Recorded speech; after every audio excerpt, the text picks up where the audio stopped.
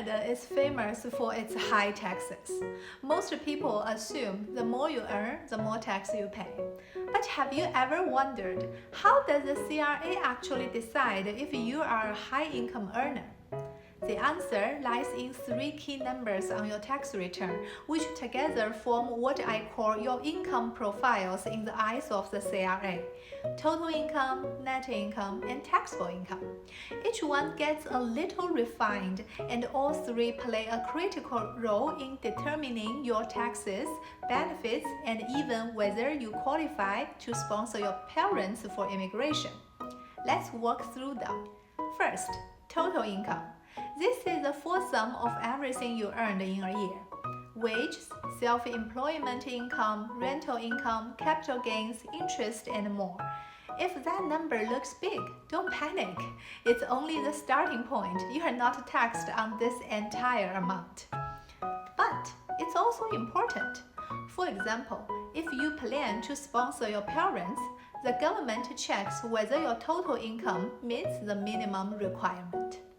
Next is the net income.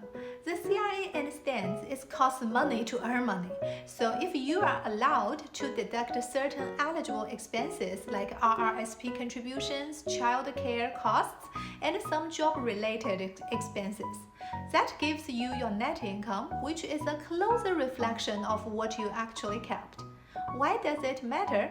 Because most government benefits like GST, HST rebates, or the Canadian Child benefits are based on your net income, not your total income. Finally, there's your taxable income. Even after all that, the CRA gives you one more chance to deduct certain things, like past investment losses or special regional or industrial deductions. The amount that's left, your taxable income, is what your taxes are actually calculated on. And if this number is high, that's when the CRA truly sees you as a high-income earner.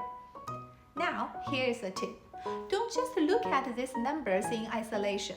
Look at the relationship between them. If your total income is very high, but your taxable income is suspiciously low, way below the average or your past levels, CRA might flag your file for review. That doesn't mean you've done something wrong, but it does mean you'll need proper documentation and a solid explanation ready. The more you understand these three numbers, the more control you have. Because in Canada, tax knowledge isn't just power, it's money. And if you want to go deeper, check out my guide, 100 Questions About Canadian Tax Filing. It's written for everyday people with zero accounting jargon, and it could help you legally save thousands.